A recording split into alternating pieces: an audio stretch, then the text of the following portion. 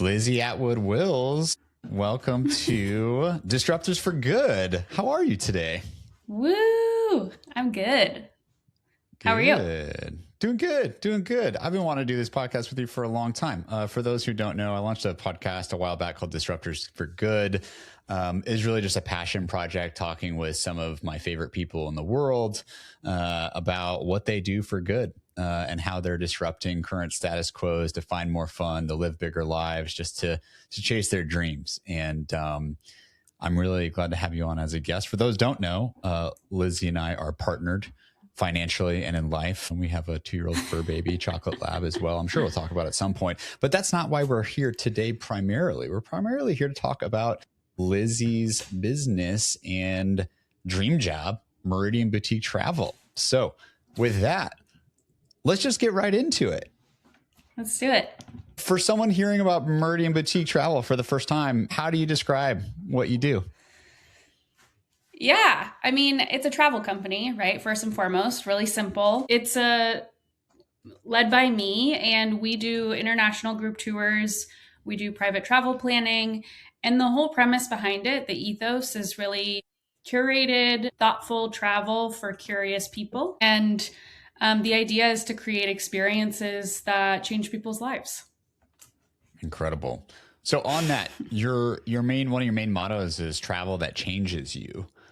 Yeah. In one sentence, if you can, what does a Meridian trip actually change in people who come on one? I think that we live in a time in the history of time for humans that is really troubled. And yet we have so much potential. And I see that potential in humans. And I think the travel is a way to bridge us to that potential. It happens on the individual level.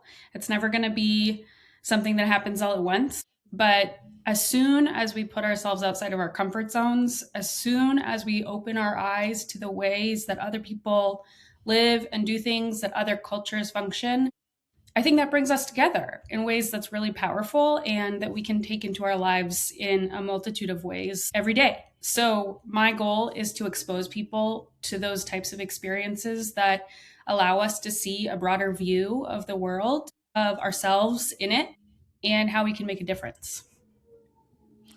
So speaking of being exposed to travel, you yourself have been exposed to travel. Were exposed to travel at a very young age through your parents.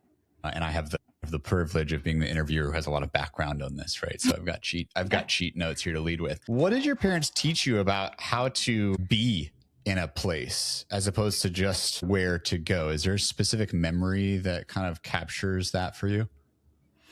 Oh man, I mean, I have so many memories of travel, and I think what my parents taught me about travel, they were tour guides, right? So they did this work for a big part of their lives. They were entrepreneurs too, like me. They had a travel agency. They were doing a lot of the same type of work that I'm doing.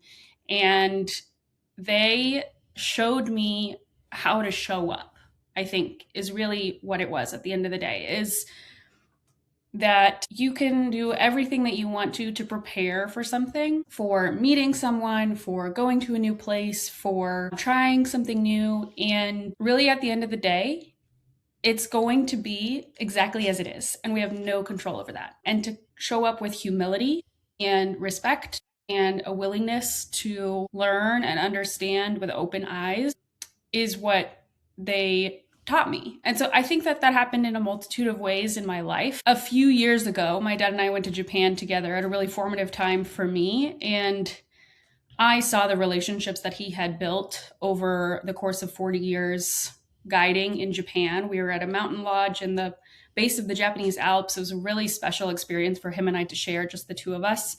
And what I saw there was, still, after all that time of getting to know those people and being in that place and really feeling like he understood it, he still carried so much humility with him for the moment and for the experience itself. And he knew that there'd be no experience like that ever again. And so I think it's trying to recognize that this moment is precious. We're here for the present, and let's do our best to learn from it, enjoy it, and take something away.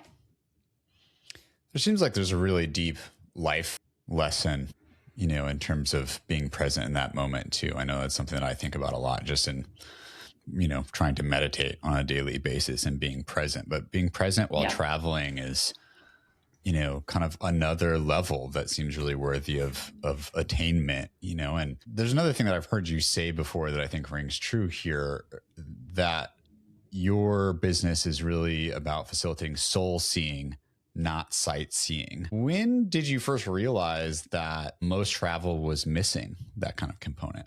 I think I've known it for a long time, actually. I don't think that I don't think that I ever knew the sightseeing version of travel. So when I came in contact with the fact that that version of travel existed, it was kind of jarring to me. It was kind of like, oh, why is this happening this way? Like, why is every single person on this street going to that place to get an Instagram picture? Like, what about this shop right here that has like a local business owner that's someone to talk to? So that kind of travel effectively, in my mind, tells people that they can turn their brains off. You can stop thinking about what's happening around you.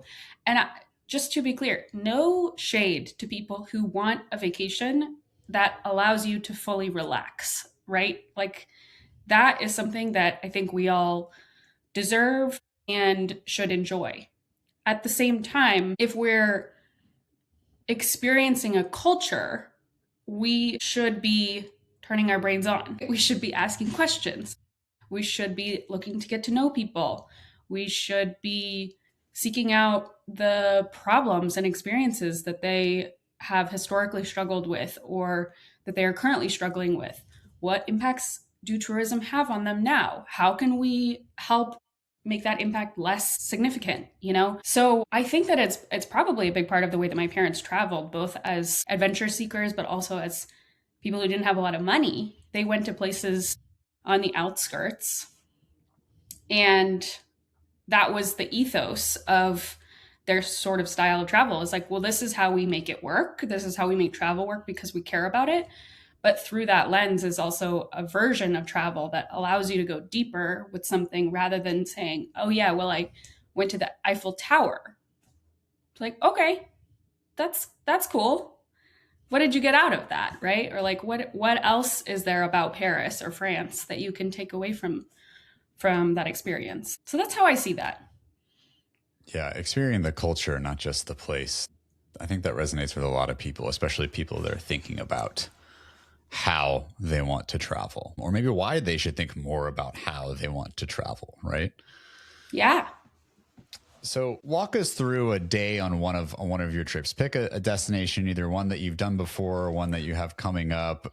Give us the play-by-play. What does that look like? We've signed up, we're on the trip, and we're going to go back and talk about some of the other logistics in terms of different phases that people probably go through, that we've all been through in making a decision, not just to go, but also show up. But real quick, let's fast forward. People are showing up on day one of your trip. Which trip? Where are we? Walk us through a little bit of the itinerary.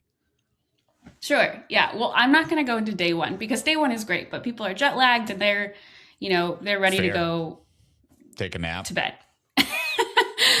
But I'll talk about a place in Japan that is really important to me. And I think that is a really eye-opening experience for our travelers. So I talked about this a little bit earlier, but we go to the same mountain area in Japan called the Japanese Alps, where it takes a couple of days to actually get to where we're going because it's so far out. You have to take a train, and then you have to take another bus, and then you have to do a stopover at a hotel, and then finally you get to go to the main lodge and hike up from there into the mountains, which is an incredible hiking experience. But on the day that we leave for the hiking experience, I'm questioning telling this story because people end up hating me at the end of this day, but it's okay. That can be part of the experience. Let's go for it. Yeah. No, yeah. So when we leave for the hiking day, it's a big hike. It's like 9 miles. It's pretty steep at the very end, which means the rest of the hike is flat and it tricks you into thinking that it's not that hard. So we get up early and we have this incredible Japanese omakase style meal. It's actually called kaiseki. So it's like this multi-plate situation. You just show up to your breakfast table in your robes from the hotel. Hopefully you've taken an onsen already that morning to get your muscles loose. And you sit down and you eat like all this fish and miso and rice and so many delicious pickled vegetables, and you fuel up for your big hiking day. And then we go up to the national park where we start our hike. From the hike starting point, we like immediately start to see monkeys in the national park. They're spread out all over the place. We've seen a baby monkey and a mommy feeding, and that was really special, just right on the trail. These monkeys are comfortable around humans, but like still living in their natural habitat for sure. And then we meander our way through the woods, stopping for a little lunch with some udon noodles, and move up to the sort of significant part of the hiking section where we're headed up to another lodge, essentially at the very top of the mountains in this cirque that is surrounded by peaks. And you can look down on this valley that has all of these maples surrounding the area. If you're there in October, you see all the fall colors. But like I said, the hike is kind of brutal. Well, so you described it as type 2 fun, right? Yeah. I mean, Right. First of all, if you like hiking, it's great. And we have, we have some people who like choose this trip because they want to go on the hike, and they're trail runners and they're little bunnies like all the way up, right? Other people are like, okay, I like hiking, but like, are you sure? So we meander our way to the top. We cross some rivers on suspension bridges. At the very top is this incredible view. It's like you've worked really hard. You did way more than you thought you could, I'm sure. Everybody who does it for the first time is like, geez, I can't believe I just did that. And also, I can't believe you made me just do that. And then we get to this incredible place where so few people in the whole world get to be. It is entirely Japanese. Everybody who's there is completely dedicated to this place, to keeping it conserved. The folks who own the lodge, I guess you could say, are people who my parents have also known for a really long time. So they treat us like royalty. They give us all these little gift cards for coffees and things like that. It's just really incredible to be in a place where you never knew existed and you probably didn't think you could get up there. And then you see it and you're like, this is why I'm here. Then you stay overnight. You get to see all the night stars. The Milky Way is huge and bright and clear. And you look out across this field of rocks with all these campers in bright orange and green and yellow tents that are all lit up at night. There's these Japanese flags blowing, and then the sunrise, is amazing. So you wake up at 4:00 in the morning just to see the sunrise because you'll never be there again, right? And so we encourage everybody to take part in that and in all the hard stuff because it's the stuff that's the most rewarding. And at the end of that hike, like I said, most of the people are kind of mad at me because it's hard. But I think when we come back down the next day and we have a beer and a little shower, people are really, really happy that they did it. And they're proud of themselves at that point, thanks to you. Yeah, you totally. Give yourself some credit for that. Yeah, no, I mean, I do. And also they did the work to get there, right? And right.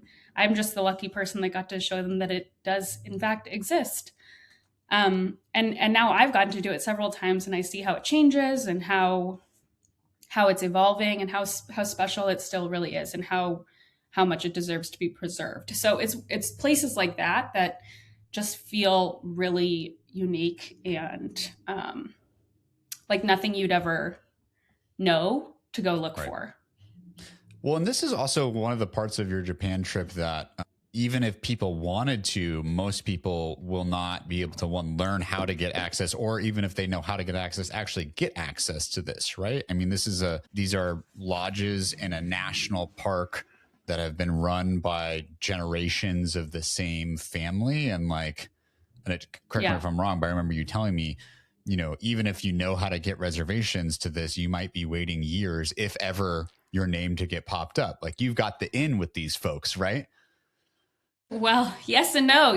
I mean, I have to go through the same system that everybody else does. But at the same time, yeah, our family has known these families who've owned these properties for generations, who've been grandfathered into a national park.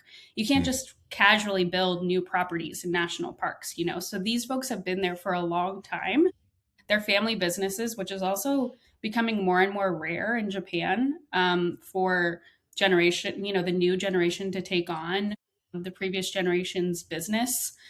And they care deeply about the place that they come from. And yeah, it's extremely exclusive because they're doing a really good job of trying to protect this place that could easily be overwhelmed by too many people and who just don't think that way. Right. Right. Yeah. So that's a big section of like the pure type 2 fun example of this trip. There's some other aspects that are not qualified as type 2 fun that may or may not fit in what like people think of before they talk to you or learn about the itinerary. Like, I want to go eat some incredible sushi, or, I want to go hang out and go do things in Tokyo. Like, are you guys doing that stuff too? And if so, like, what does that look like in the group setting? Talk a little bit about those things and maybe a little bit of the group setting that you kind of cultivate as well. Yeah. I mean, there's so many fun things that we do, right? We try to create activities that kind of scratch everybody's itch, if you will. It's not just art. It's not just food. It's not just, hiking. It's like we try to do a blend of things because I don't know about you, but I feel like all of those things are of interest. And we want exposure to a lot of things, not just the same stuff. So maybe I'll talk about Portugal since we haven't talked about that much yet. In Portugal, some of the things that we get to do are having lunch with local families a couple of times, actually. One is at a pig farm that's like a heritage pigs, Portuguese local pigs, right? And they raise all the pigs and then they bring us into their house. And it's also a multi-generational business.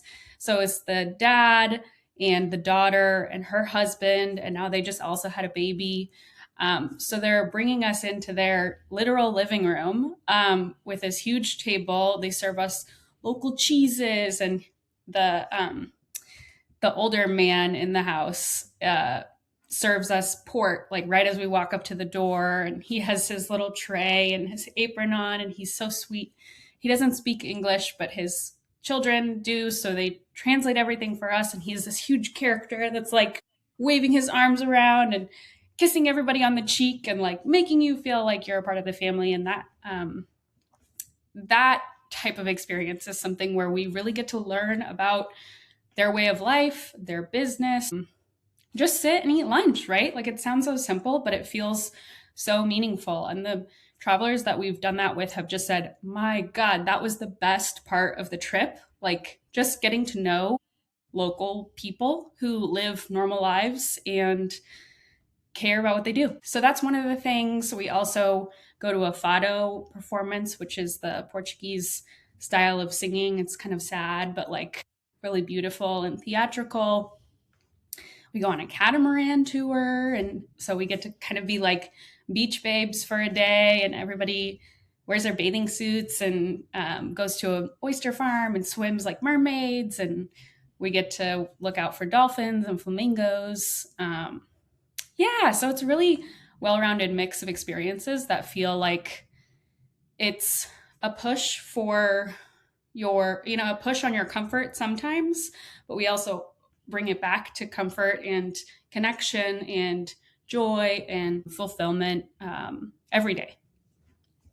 Totally. Yeah. And I think, this next question, I actually have myself in mind here, so, a lot of your testimonials that you have say some version of, I don't normally do group trips. I myself am in that category, and I may not be forever, but I still generally feel that way. And I feel that way because, like there's a barrier maybe that I have between like going and traveling and then doing it with people that I've never met before, and some of the fears that come up around traveling with people I've never met before. Like, am I even going to have a good time? Like, what if I don't get along with people? Like, can you talk a little bit about how you meet people where they're at with those fears, and have any of them been realized, and or like what are like or is it an invitation just to like really lean into that type of fear too, and like really truly find out how do you work with people that have those kinds of barriers prior to either committing to a trip, or they've committed and you can kind of see it in them that they've got some scaries going on, and might be thinking about, well, maybe this isn't for me, or whatever it might be. Talk to us about that. Yeah. Well, the truth is they're not for everyone. Sure. That's clear. And I think the people that they are for are people who are curious. So like, if you feel like you have that kind of buzz in your stomach, you're like, ooh, it's butterflies, right? I don't know. Like, it sounds fun, but I don't know. I think it's a good idea to try it. And the reason that I say that is because, first of all, we do a lot to make sure that everybody feels supported on the trip. So the reason we keep the numbers relatively small is so that we can do that well. It's also, 10 to 12-ish people is the right, in my mind, kind of the magic number for making sure that everybody finds somebody they can connect with. There's always going to be somebody who you can be friendly with, who you find commonalities with. The truth is, if you're on the trip together, you're going to have something in common. You all decide to do the same thing. Right. And you don't have to talk to everybody. Like, you can, have some introductory conversations, be like, meh, that person's not really for me. That's okay. You don't have to hang out with them. So I think it's kind of empowering the travelers to own their own experience, to say, even though this is a group experience, we have an itinerary for every day. We've created this lovingly and presented to you with options, right? So if you decide that you need a rest, or you need a little bit of more alone time, or you don't love so-and-so's company, you can shift your way of approaching the experience. And I'm always, as the host, looking out for people who might have needs that aren't necessarily being expressed, or that, they seem like they might need help, right? Or they might need some more support. And so that's my role in the work, is to get to know everybody, to understand what their motivations are before we even go on the trip. We have surveys and things like that to help kind of download personality information, and then to curate people's connections with each other based on that. So we also pair people with roommates based on that information. It's like, if you're a morning person, we'll try to pair you with a morning person who doesn't stay up until 3, having the best time of their life. Good. If those 3 a.m. people are there, they will be paired together. Yeah. And I've never had anybody come back to me and say, this sucked, I regretted it. Yeah. Everybody finds something that they enjoy about the trip. The guides work really hard to make sure that people feel like they're a part of the group. And it's a stretch, right? But that's kind of the point. Do the work, get the experience. Yeah.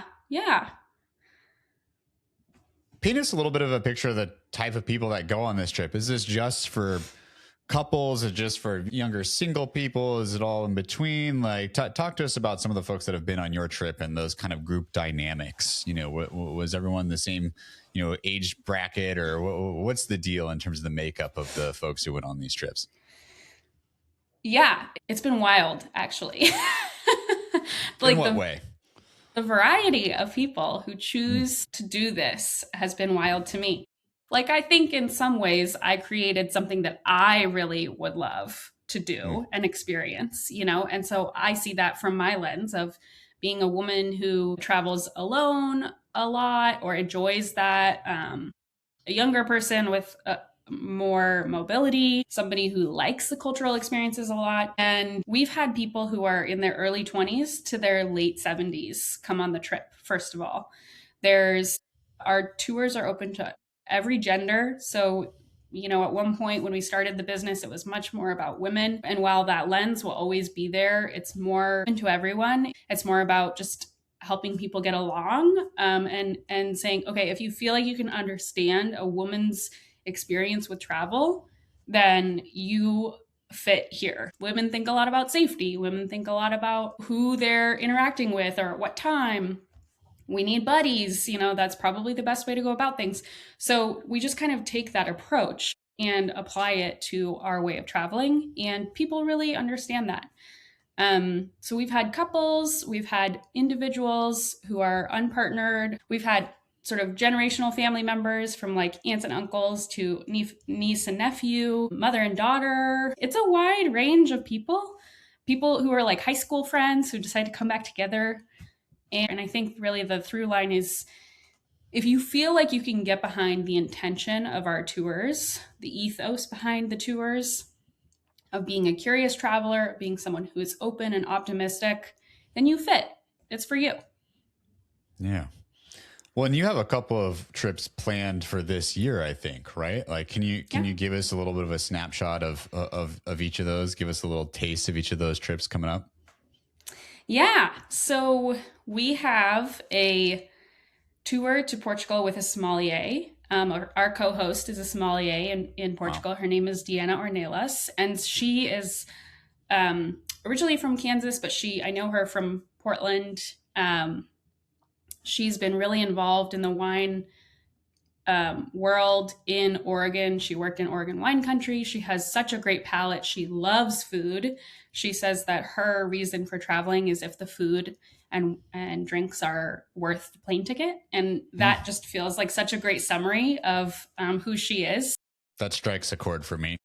Yeah, totally. And so that tour will be through Sintra, which is just outside of Lisbon. We decide that we're not touring Lisbon this time, but folks can add that on if they want to. We move into the Alentejo, which is a more rural area that often gets passed over on the way to the Algarve, which is a more popular beach destination. So we'll do some sort of coastal hiking and crafts and nature experiences in the Alentejo, which just has so much soul. Lots of wine tasting will be sort of sprinkled in between with meals. And then in the Algarve is when we go on our catamaran trip that I mentioned earlier.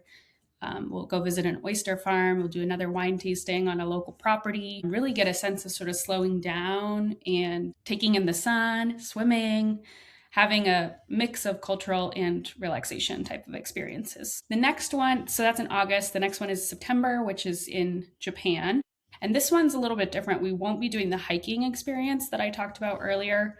We'll be doing a food tour experience with a local chef from Portland. He's Michelin trained. He has his own omakase bar called Hayaku PDX. And he is Sam Saltos. He's a great guy. He's really passionate about being a chef, about Japanese food. And so we're partnering together to develop a really specific itinerary that combine his connections in Japan with mine. He sources a lot of his fish from Japan. And so we'll be moving through Tokyo, Kanazawa, and Kyoto and getting a sort of well-rounded picture of food culture in Japan, which will be really exciting. Incredible. Yeah, highly recommend Sam and Hayaku PDX. I had the pleasure of joining Lizzie for an omakase experience there last year, I think it was. And it was absolutely incredible. Can't say enough good things about that. Well, and then in addition to the planned group trips that you're already doing, you have other services that you offer. If someone just has a hair and they want to hire you to like help plan a trip, like, do you do that too? Yeah. As I mentioned earlier, we do private travel planning as well. This is really customized travel. So, it's for generally busy people, moms, people with busy jobs, but who aren't willing to sacrifice on their experience. Those types of people are people who maybe really want the amazing depth of experience, but don't have the time or bandwidth to plan something up to their standards. And that's where I come in. So I help people really nail down the specifics of a trip that is curated to their preferences. And that could be anything, right? Like some people really do want to go on a relaxing vacation and not pound pavement. And that's fine. Like I get it. Other people want to have an amazing family trip before their kid goes off to college and, go do some experiential things together. So that's a great approach too. We can do any country. I have access through a travel agency that supports my sort of network of resources. And I've planned tours or private trips all over the world through that experience. So that's really fun. Yeah, and domestically too, right? I mean, I Yeah. think you just did one of our good friends. You want to talk about that? Which one are you talking about?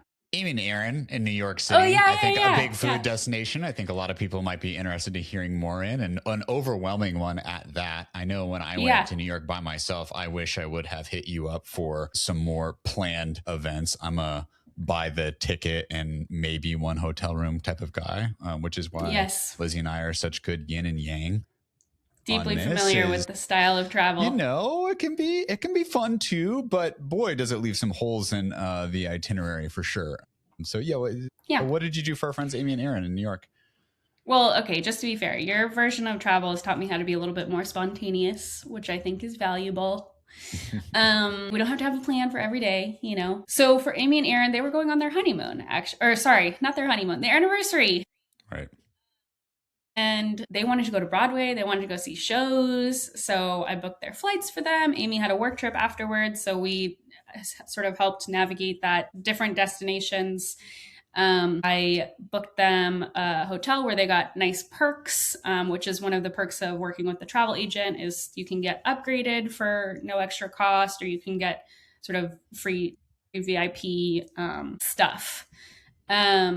We booked them tickets to Broadway, and we discussed the Comedy Cellar tickets. So they did a sort of mix of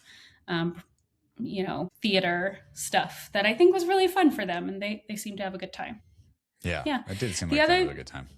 Yeah, the other thing that I'll plug is that we obviously, you and I together, live on the Oregon coast, and that's something that I have as a local feel really drawn to, is bringing more people to the Oregon coast and creating experiences here that can happen year round, but especially in the down season when we don't have cruise ships in the port, but when local businesses really need the extra support, right? So I've been sort of toying with some plans around what experiences could happen on the Oregon coast, and I'm always open to ideas. So if folks have feedback, I'll gladly take it. What type of ideas are you looking for? What type of people do you like to work with, or what do you envision, something local looking like? You don't have to give away any like deep secrets that you're waiting for some launch on, but give us some teasers. I think chefs, musicians, tastemakers of all sorts, like artists, people who, have like a strong attachment to their craft. Also beautiful venues or retreat places to stay. All of those would be amazing. We are discussing in very early stages the idea of doing an Uni Fest on the Oregon coast. And that would bring two of my sort of favorite things together, which is protecting the environment, which I think not a lot of people really associate that with me, and food and like cuisine and cultural experiences together. Because not a lot of folks may know this, but sea urchins are an invasive species on the Oregon coast. They've degraded our kelp population, which is a really important part of the coastal ecosystem. And uni is what comes from sea urchins. And so I would love to pair those two things together, to remove some sea urchins from the ocean, but also have this amazing festival where we can eat a lot of uni. Yeah. So 2027. I'll be volunteering if that comes together. For sure. Yeah. So at this point, some of our listeners may be feeling a little bit of a pull to do something about their excitement about travel. Yeah. A sense that maybe they need to start planning something or doing something. What advice for that? What advice do you have for them? In addition to, of course, reaching out to you, and we'll talk about how to do that in a second. But, when people get that itch, is it something, what do you recommend they do, to facilitate that? Well, I guess I would consider that itch as a point of self-reflection. And for me, when I get that itch, I'm someone who loves travel, obviously. So I really do start to think about ways that I can grow and expand my horizons and expose myself to new things. I deeply believe that travel is one of those things that people can do to help shake up their lives a little bit, to reorient their priorities, to say, yeah, I've been doing this for a long time, but I'm remembering now that that is not for me anymore, or that's not something I would like to be doing, or this is something I'm feeling really called to, and I really want to be paying more attention to that. And I think travel is one of those moments where you can take a step back and say, oh, that's right. This is who I am. This is where I'm headed. This is my North Star. And so I really encourage people who feel that itch, that curiosity, that energy, to go with it, to like lean into it, ask questions, see where that takes you. Find people who also have that kind of drive, right? And surround yourself with humans who want that same thing. Yeah. I think really incredible things can come from that. Yeah.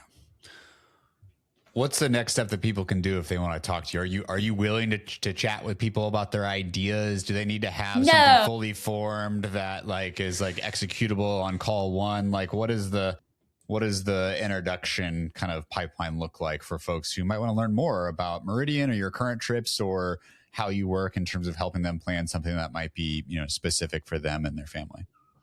Well, yeah, listen, I'm always just open for a brainstorm. If that's where you're at and you want to have, you want to jump on a call, I'm happy to do it. I think that is where some of the best ideas can come from. If you have more of something specific in mind, share that too, right? You can always go look at my website, my blog, or my Substack is where I've been really active lately, and check out what we're doing there to see if anything resonates for you. And the Substack is where we announce things that are coming up, things that, sort of my musings, I guess you could say. It's not always a sale. It's something new every week. We talk about the Oregon coast. We talk about being good travelers. We talk about our destinations and how you can support them. So there's lots going on the Substack, and I really encourage you to check that out and subscribe, of course, but also send me an email, call me, text me. I'm here. Yeah, I'd love to talk. That's incredible. Well, it's such an incredible resource, especially for folks who, 9 out of 10, like, yeah, I love travel. And then like maybe 5 out of 10, like, yeah, I love travel and I'm willing to put in the work and, all the different layers, right? It really seems like you can help people work through those layers and really figure out what they need to do. And more importantly, what you can do to help them facilitate those travel aspirations and dreams. And we'll put all of the links to all of the Meridian Boutique resources in the show notes for folks as well. I'll just say, I think that not a lot of people know what travel agents do or what they can do for them. I think for millennials, especially, it's like, who is that crusty lady with a cigarette hanging out of her mouth? Like, that's what we think of when we think of a travel agent who's like got a pile of papers on her desk. No shade to her. Travel agents have a lot of potential and room to support travel from a wide range of perspectives and a lot of tools to get you where you're going. So if you were just like, I want to do more travel, I would love some more of that type of support, but I don't know what all it could be, we can talk about that too. I think it's really easy to feel overwhelmed by the system. Am I getting caught in like having to pay you for something I didn't expect to? No. We'll make sure that we cover all that. But travel agents primarily work on commission. And so generally speaking, you're likely not going to get paid for some simple bookings, or you're not going to have to pay for simple bookings. And I think that's a really big misconception among consumers. Yeah. Any other final thoughts, pieces of information, stuff that you want to leave with folks? I love this. Thanks for doing it, Sam. Yeah, of course. Happy to do it. Well, I mean, I think, as someone who has benefited from having a partner that is a travel planner greatly, I've gotten to do all kinds of traveling. I mean, thanks to Lizzie, and she's an incredible host, and she walks the walk, and you don't have to look too far into her Instagram page or her website to see that in action. So definitely encourage you to reach out to Lizzie. She's here to chat with you. And again, we'll put all the information about Meridian Boutique and how you can get a hold of Lizzie in the show notes. And stay tuned. I'm sure there'll be more to come from Lizzie and her incredible trips. And thanks for coming on. Thank you. All right.